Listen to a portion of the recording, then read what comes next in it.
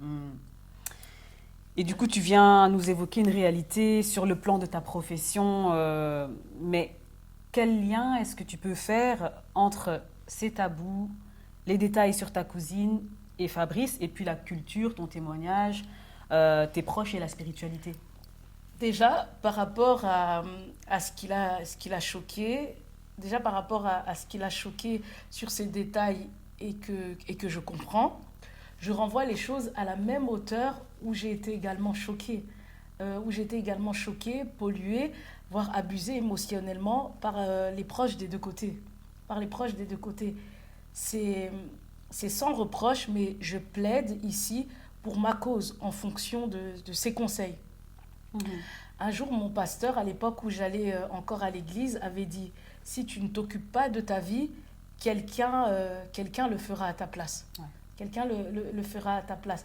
Ici, depuis la mort de Fabrice, 3 ans maintenant, c'est pas quelqu'un, mais plusieurs personnes qui mhm. s'occupent qui se chargent de s'occuper de moi à mon insu, tu C'est ça. vois. Et elle s'est penchée sur ce qui lui a choqué. Et ce que je détaille par rapport à mes proches, mais comme mon mal n'est pas physique, on ne peut pas entendre ma détresse, la ressentir. J'ai pas envie d'en arriver à souffrir physiquement et ça n'arrivera pas. Mhm. Oui, effectivement, ça n'arrivera pas tant que tu fais ce qu'il faut pour que ça n'arrive pas aussi. Parce Exactement. que du coup, si tu ne fais rien et que tu laisses faire, sans éliminer toutes ces pollutions, hein, toute cette pollution de l'intérieur de toi, eh bien, tu pourras être amené aussi à en souffrir Mais oui, mais, physiquement. oui, comme j'ai dit, d'abord c'est la pollution et après si c'est enfin, c'est psychosomatique, puis après ça se transforme en maladie et on dit le mal a dit. C'est ça. Le mal dit quelque chose et du Mhm. coup je peux pas ingérer des choses qui ne me concernent pas. Ils viennent en fait me prêter des pensées, des façons de me comporter. C'est pas sain. Exactement. Et pendant que tu es debout, tout le monde veut comprendre le sens, le but de ton témoignage en y voyant le mal fait aux autres. Et donc, je dois garder mon propre mal-être vu que je suis encore apte. Tu vois, vu que je suis encore apte. Et par rapport à ça, c'est toujours l'injonction de la folie, la dépression qui me poursuit en fait. Tout à Parce que fait. si je garde tout ça, Bien sûr, dépression, j'en ai déjà fait. c'est ce qui va arriver. Voilà, tu vois, Mais bon, comme tu rejettes toute cette pollution au travers du témoignage, effectivement, ça n'arrivera ça pas. n'arrivera pas. Et tu vois, on protège le mal, le met sous silence pour nous finir à la destruction. Comme ma patiente abusée, sous silence au sein de ces différentes relations, qui fait plusieurs enfants. Mm, C'est tragique en fait. oui. Et si elle ne serait pas en suivi, qui sait si le sixième, elle en aurait fait encore un, tu vois. Mhm. Et sur le plan spirituel, ce sont pour moi les détails et les vérités qu'on ne pouvait pas voir qui maintiennent dans la captivité. Combien de fois j'ai coupé les ponts avec ma mère et j'ai eu à retourner. Mm, Je ne, je ne pense pas que c'était par choix. Je ne pense pas que c'était par choix, mais parce que je coupais en étant toujours dans l'eau, donc un poisson. oui, je vois. Malheureusement, à cause de la mort et de leurs attitudes, j'ai pu ouvrir les yeux et ça demande d'être éclairé sur tout son parcours, où tu comprends que le chaos a un ordre et que tout est préétabli. Tout est préétabli même avant ta naissance, que ce soit en mal ou en bien. Mhm. C'est à toi à chaque fois à faire les bons choix. C'est ça. J'ai dit que les gens avaient la capacité de lire dans votre avenir et on dit que les rois mages qui ont lu l'étoile de Jésus ont été lui déposer des présents. Souvent on dit que Dieu ferait du favoritisme en ayant choisi un peuple, mais selon moi, il choisit un échantillon d'hommes uniquement afin d'expliquer l'être humain, enfermé dans sa culture, ses traditions, ses dogmes. Là où la seule culture chez Dieu, c'est l'amour. Mhm. Aimez-vous les uns les autres. C'est la seule culture que Dieu défend. Et donc, Jésus, pour rappel, a étudié sa vie dans les Écritures, les traditions, sa culture, depuis l'âge de ses 12 ans. Depuis l'âge de ses 12 ans, dans le but, en fait, de se détacher et de passer de la culture traditionnelle et tout ça vers la culture de l'amour. C'est ça pour moi, selon moi, le message qu'il veut faire passer. Un peu comme ce que tu dis, de passer de l'état de poisson à l'état de singe. C'est ça. Fait. C'est toujours dans le même sens. Ok. Et pour revenir dans le transgénérationnel, les répétitions, après le passage des mages qui ont collaboré avec Hérode, tu vois, il y a toujours les deux voies. Les mages collaborent avec Hérode. Hérode leur demande de leur dire où est l'enfant. Parce que Hérode voulait le tuer. Parce qu'il s'est senti menacé. Et à un moment, quand il donne les présents, qu'est-ce qui se passe? Ben, il y a des anges qui croisent les mages et ils leur demandent de changer de trajectoire. Mais en soi, on voit que les mages étaient en étroite collaboration avec Hérode. Et quand ils sont venus là, on peut comprendre qu'il y a eu vol d'étoiles parce que juste après, Jésus a dû fuir en Égypte. Parce qu'en fait, on en voulait à sa vie. Et fuir en Égypte, bébé et tout ça. Les ancêtres étaient également en Égypte. Les ancêtres étaient également en Égypte. Lui, il y retourne. Tu vois comment les choses sont déjà préétablies. Il y retourne. On veut, à cette époque-là, Hérode tue tous les premiers-nés. Ça s'est aussi produit chez les Israélites. Je l'ai déjà dit. Et sa vie sera épargnée comme Moïse quand il était bébé. Il a été aussi épargné, sauvé des eaux. Exact. Il sera tenté dans le désert comme son peuple. Marie, comme Ève, devra obéir à une condition. En bref, tout ça pour souligner le chaos que Jésus a évité depuis sa naissance. Ouais. Depuis sa naissance, ainsi que les répétitions, les personnes qui interviennent, et tout ça n'a rien d'un hasard. Ça n'a rien d'un hasard parce que, en même temps, il a étudié sa culture, ses traditions. Il a étudié sa culture, ses traditions, et ça lui a permis d'éviter toutes les faits négatifs préétablis depuis sa naissance. Depuis sa naissance. Donc, moi, comme je dis, le hasard, les miracles sont des perceptions liées aux gens qui se laissent porter, dirigés par la vie. Oui. Tu vois? C'est un peu l'étude systémique, quelque part. Pardon? C'est un peu l'étude systémique, quelque part. Le fait de revoir un peu toute ton histoire familiale, comme Jésus l'a fait, quelque part. Oui, Ouais. exactement. Ouais. C'est vrai. Ouais. C'est du transgénérationnel. Oui. Bon, il y a aussi de la systémique, vu qu'en fait, quand tu bouges, en fait, en soi, il n'a pas permis... Oui, il a bougé dans le sens où il n'a pas permis que il a cassé la répétition. Voilà. Donc, exact. Il a bougé et ça a cassé la répétition traditionnelle ancestrale. Exactement. C'est vrai. Et donc, du coup, en gros, il faut provoquer son destin. Vous êtes le miracle, vous êtes... en fait, le hasard, il n'y a pas de hasard dans la vie. Il y a pas de hasard. Et comme j'avais expliqué au début de mes vidéos, regarde, mon neveu qui a été brûlé à 9 ans, qui est décédé par la suite. Tu t'imagines, à 9 ans, je rencontre... Enfin, il y a mon neveu qui a été brûlé. Mon fils a perdu son père à 9 ans. Mon mari aussi a été brûlé à 9 ans. Tu vois, c'est des choses qui sont déjà déjà préétablies. Ton avenir, en fait, tu peux aussi le regarder. C'est ça. Enfin, il n'y a pas que les gens qui peuvent voir dans les étoiles et tout ça. Toi-même, si tu t'installes, tu peux voir. Et ma cousine, là, présente avant que je rencontre Fabrice, et qui faisait déjà une sorte de voyance. C'était quelqu'un qui pouvait lire dans les choses, elle te disait les choses. Donc, c'est plein de situations citées qui ne sont plus des coïncidences. Ouais. Qui ne sont plus des coïncidences. Mais mon histoire, et avec cette clairvoyance, j'ai de plus en plus la paix, et je sens très fort que les liens traditionnels, culturels, se brisent totalement. Et en soi, comme tu disais tout à l'heure, franchement, ça ne m'amuse pas du tout, mais pas un peu, mais pas du tout, même pas un peu, hein, de m'exposer comme ça. Ça m'amuse pas. Déjà que moi, là-bas, je suis quelqu'un de très discrète. Et je pense que même en tant que femme de Fabrice, il n'y a pas beaucoup de gens qui me connaissent parce que je ne m'exposais pas en soi, tu vois. Et tu comprends que tout ce qui fait honte, qui sont des zones d'ombre, c'est ça le vêtement qui vous maintient dans le lien et que vous devez absolument retirer. Vous devez absolument retirer. Je le fais autant chez moi que chez Fabrice. Je sais que ça renverse des hôtels de famille, des lois, des traditions ancestrales. Et par là, je ne cherche pas des responsables. Je continue à reprendre la responsabilité de notre vie et à fixer des limites où les voleurs d'étoiles ont pu entrer. C'est ça. C'est ça. Donc voilà. Ok. Et tu disais que le discours de ta troisième amie était plus sage et plus posé, non? Oui.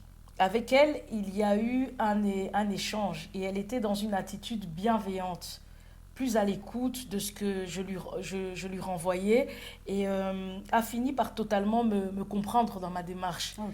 Mais j'ai dû énormément me justifier. C'était pas évident et ce sont des phases où tu comprends encore plus que tu dois batailler pour pouvoir être toi dans ton milieu d'origine, dans un moment où tu vis dans un malheur. C'est ça. Tu sais, même Job, hein, à un moment, il a mal partout. Je ne sais pas s'il avait eu la lèpre, ses enfants étaient morts, il a perdu ses bœufs, sa richesse et tout ça. Et puis, tu avais ses amis au fur et à mesure qui venaient tout le temps lui parler.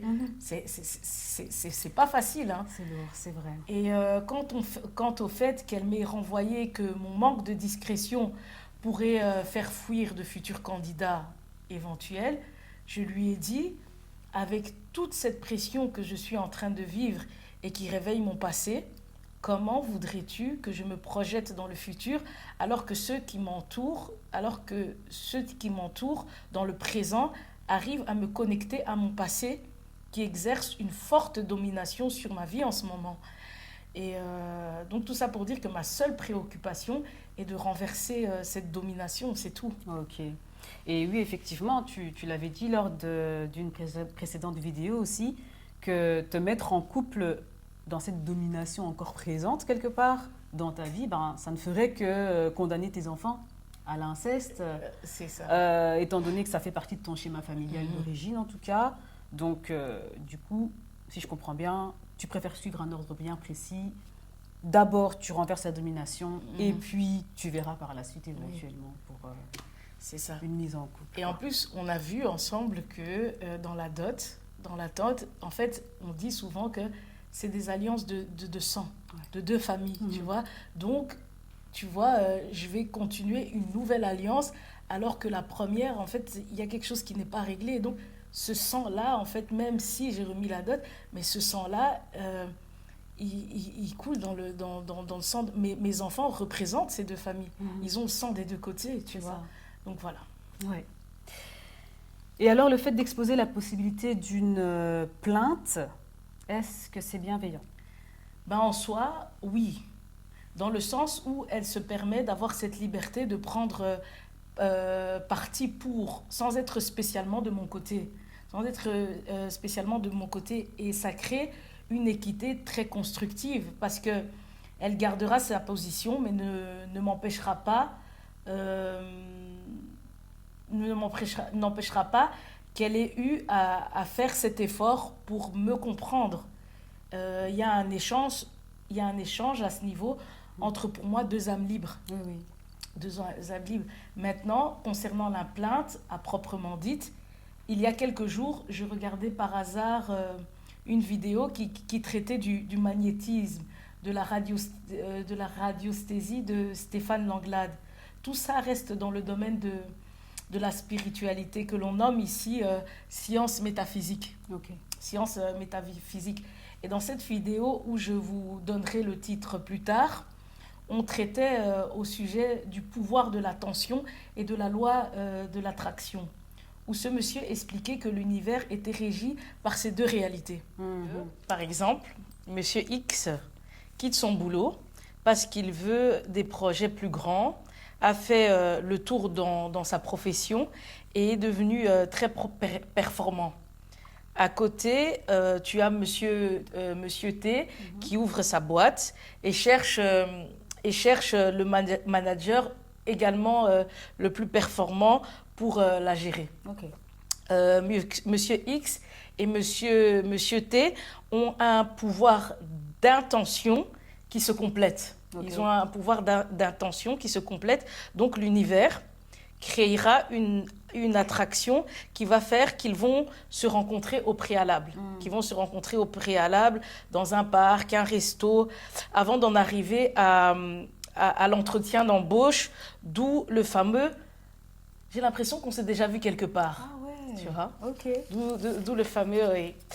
Et c'est aussi ça, en fait, l'astral. C'est tout ce domaine de spiritualité, de sciences métaphysiques. Donc, tout ça pour en venir au fait que si mes proches, comme ma connaissance, voudraient déposer une plainte, cela devrait, pour ce faire, croiser une intention chez moi de vouloir nuire, de vengeance. Comme l'autre connaissance qui m'a imposé une intention. Quand elle me dit, au moment où elle me dit, tu veux te venger, qui je me rends compte aurait pu créer en fait une intention de plainte une attraction allait se manifester, tu vois. Parce que du coup, si j'étais vraiment dans ces besoins de nuire et de vengeance, ça allait compléter avec l'idée de vouloir porter plainte, tu vois, un peu. Ça se serait manifesté. Exactement, tu vois, je pense. Mais ici, dès mon enfance, j'ai été plongée, stimulée dans des intentions qui m'ont définie dans des traits de caractère traumatiques qui ont fait de moi un poisson. Donc, je meurs à cette définition, comme je l'ai dit, pour naître de nouveau en tant que lionne. Lionne, rien de prétentieux, c'est juste vraiment pour mettre une image. Je n'aurais pu exprimer crapaud et tout ça. Oui, tu parlais de singe, de crapaud. C'est ça, voilà. Et en tant que lionne, dans mon compartiment d'origine. Et la plainte ne peut pas se compléter à moi. Parce que je n'ai ni l'intention de nuire, ni de me venger, mais de me débarrasser des intentions imposées par l'ordre familial établi. Et vous remarquerez que les moments importants dans la Bible, comme dans la vie, c'est les moments frappants, c'est les naissances, tu vois, le moment où les mages viennent, puis on veut tuer Jésus bébé. Dieu réagit aussi au travers des anges en demandant aux mages de changer l'itinéraire parce qu'ils sont en collaboration avec le roi Hérode qui veut tuer Jésus. Le mariage. Il y a aussi le mariage qui est aussi un élément important dans nos vies. Tu vois, il y a Adam et Ève qui cèdent, Marie et Joseph qui obéissent. Tu vois, Sarah et Abraham, eux aussi, qui ont obéi à la promesse, tu vois. Et dans mon cas, souvenez-vous, j'ai expliqué que j'ai obéi à Dieu. J'ai obéi à Dieu dans mon mariage. Donc, je ne vois pas pourquoi accepter la mort et tout ce que je vis tout simplement comme ça. Et puis, tu as aussi les moments importants qui sont les deuils. À un moment, dans la Bible, tu vas voir, au moment où Moïse meurt, on dit que les anges et les démons se sont disputés son corps. Les anges et les démons se sont disputés son corps. Jésus, à la croix, est tué par les pharisiens, alors que ces pharisiens, ils étaient présents dans son vivant. Il a étudié avec eux, il et il était à ses côtés. Et à côté de cette réalité, il y avait des personnes qui adhéraient à son discours. Ceux qui se laissaient toucher par son discours, qui vivaient des miracles et qui se convertissaient à la bonne nouvelle. Oui, tu tout vois. à fait. Et donc, il y a toujours dans votre vie les deux arbres que vous devez choisir, l'un ou l'autre, représentés par deux types de personnes dans votre entourage qui incarnent ce choix, ces arbres. Donc, en vérité, pour moi, en Éden, on a représenté ça par des arbres, mais en vérité, c'est quoi ces arbres? L'arbre de vie, c'est Christ, et l'arbre de la connaissance du bien et du mal, c'est l'antéchrist. Tu vois? En soi, moi, c'est comme ça que je vois les choses en Éden. L'arbre bien et mal, donc c'est des gens selon moi, centrés sur eux, vides de bonté et de compassion, qui aiment dominer, dominer. L'arbre de vie, ce sont des personnes qui s'aiment et peuvent aimer les autres, qui s'aiment et peuvent aimer les autres. Peu importe la couleur, la culture, l'identité, la bonté et la compassion égale pour tous. Et Jésus dira même, allez et faites de toutes les nations Mes disciples. mes disciples, tu vois, mes disciples. Et l'Antichrist, en vérité, il a exactement le même objectif avec, comme je dis, comme j'avais expliqué dans une des vidéos, le nouvel ordre mondial, structuré sur des lois économiques, matérielles, la concurrence loyale, la réussite aux plus compétents. Ça crée de plus en plus de disciples avec ce nouvel ordre mondial. Le fait d'avoir des riches impose forcément la présence des pauvres. Exact. Et donc, c'est toute une logique de vie sans affect. C'est vrai. Tu vois, Ouais. vie de bonté, de compassion. Et tu vois que ce nouvel ordre mondial a pris toutes les nations. Donc là, la notion de disciple s'est répandue très vite. Oui, oui, oui. Et du coup, il y a, ici, ce mois-ci, j'étais au tribunal en appel. Et la partie adverse avait commencé à dire, il y a un moment, la partie adverse qui disait, oui, au moment où Fabrice était décédé, il expliquait que oui, comment ça se fait que l'expert est venu 4 jours après sa mort sur les lieux.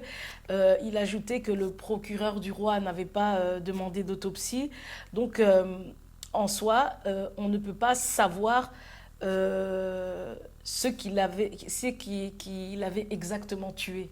Mais pourtant, il y a des photos où il est carrément sous la voiture du conducteur. Mais voilà, où il est carrément sous la voiture du conducteur, mais on tourne autour de cette réalité. Et quand le prévenu qu'il a renversé, belge d'origine, a été acquitté au pénal, on a souligné qu'il avait une vie stable, qu'il n'avait jamais eu de PV, aucune faute de conduite, etc. Et tout ça pour finir en spécifiant que le dossier, par rapport à Fabrice, avait trop de zones d'ombre. Okay. À un moment, en fait, ce mois-ci, on me donne la parole. J'ai dit que leur droit, au niveau du... Enfin, leur droit... comment on dit ça ? Le droit belge, civil, le droit belge, tu vois, ouais, nous mettait tous sur un même pied d'égalité, mais que c'était trop discriminant en fait. Mais aussi, pour en revenir avec ce que la partie adverse disait, à un moment, ils ont également remis en cause notre vie affective, parce qu'on n'était pas mariés officiellement. Et j'ai dit qu'il venait de finir, j'ai expliqué qu'il venait de finir ses dettes, il avait des huissiers, il avait des PV, lui, et nous, notre vie est instable parce que, à la base, nos parents sont venus chercher du pain, fuir la réalité sociale d'Afrique, tu vois, et nul n'est censé... tout le monde est censé savoir qu'ils sont venus ici parce qu'il y a un passif. C'est ça. Entre cette fameuse traite des êtres humains, d'esclavage, de colonisation et tout ça, tu vois. Et donc, ça, j'ai pas été jusque-là parce que ça fait trop le discours. J'aime pas ces genres de discours-là, tu vois. Et j'ajoutais aussi que certaines dettes que nous, on a en tant qu'enfants d'immigrés, c'était pour aider nos parents.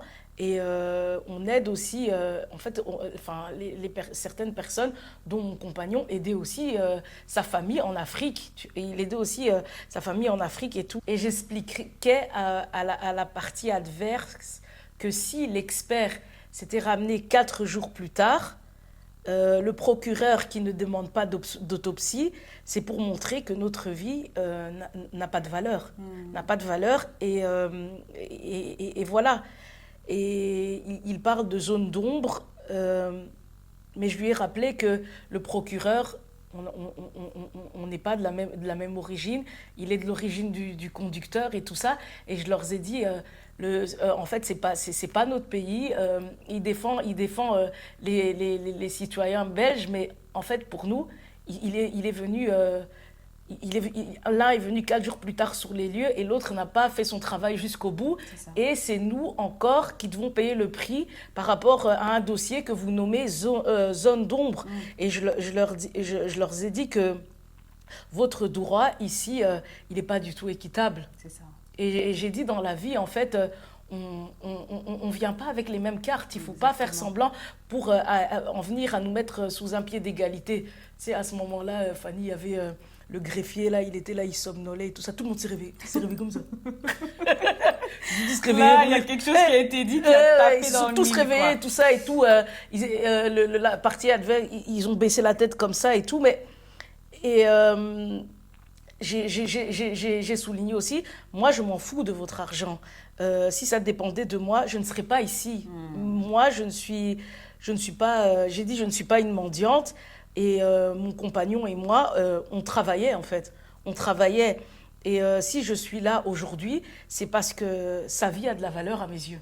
C'est tout. Parce que en soi, c'est lourd en fait de vivre et de supporter de supporter toute cette hypocrisie, tout le truc qu'ils exposent, tout ce truc théâtral, alors que merde, enfin oui, écoute, on n'a pas de vie stable, on n'est pas mariés et tout ça. Mais en même temps, moi, j'ai perdu mon mari et je leur ai dit, je dis, vous avez des enfants, vous avez des compagnons et tout ça. En fait, vous allez enfin, vous faites les choses, ok, c'est factuel, c'est le droit, mais moi, je ne peux pas m'empêcher d'être là pour faire comprendre que moi, ma vie, elle a été écroulée. Elle a été écroulée et tout ça et tout. Et je peux pas, j'ai pas à vous expliquer parce que vous n'êtes pas là, vous n'êtes pas venus là de vous-même. Vous avez des familles, vous avez des proches et tout ça. Et ils m'ont ouvert grand les yeux. Alors que, enfin, ce que je dis, ça coule de source normalement. Donc tu vois, cette dimension où on gère les choses seulement d'une manière bien mal logique, sans affect et tout ça. Quand tu es face à une situation comme ça, c'est quand même c'est interpellant. C'est très interpellant parce que de ce que j'entends que tu es en train de dire, c'est que la partie adverse se disait que comme le conducteur n'a pas de dette, n'a pas de problème avec les huissiers, etc., il est déjà, entre guillemets, mis hors de cause. Voilà. Par rapport à Fabrice qui, lui, a des dettes, a des problèmes avec les huissiers, mais ces problèmes-là viennent d'une aide donnée aux générations au-dessus. Donc, en fait, c'est moi qui a ajouté ça. Eux ne l'ont pas souligné. Oui, ils ne l'ont pas souligné. C'est moi qui ai ajouté pour vraiment mettre le lien. Après, comme j'ai dit, moi, ce monsieur, il ne connaît pas Fabrice. Mais c'est juste la manière, en fait, de la quitter et d'être dans une dimension où on regarde l'un et limite le statut qu'on pose dévalorise fatalement l'autre, tu vois. Ouais. À savoir que dans les photos, il est carrément en dessous de la voiture. Et j'ai dit, et tout ça, en fait, qu'une personne se retrouve sur la voiture de quelqu'un, ça ne compte pas. Et le juge qui dit, on n'a pas dit ça. Mais écoutez, mais vous ne l'avez pas souligné non plus. Ouais. Tu vois. Et donc, ils étaient tous sous le choc. Mais ce que je soulignais, c'est aucune humanité, zéro compassion. Ils restent sur le factuel, mais en vérité, c'est triste, tu vois, quand tu regardes la vie, au plus où tu avances où tu avances et tu grandis, c'est fou, c'est fou. Même si c'est un fait, c'est comme ça qu'on tourne, mais des fois, je trouve que la vie, ça vaut la peine de la remettre en question. Ah oui. Enfin, tout à fait. Que les mentalités puissent évoluer un peu dans un sens beaucoup plus humanitaire et pas accepter comme ça ces réalités très factuelles comme ça. Mais bon, voilà. Oui.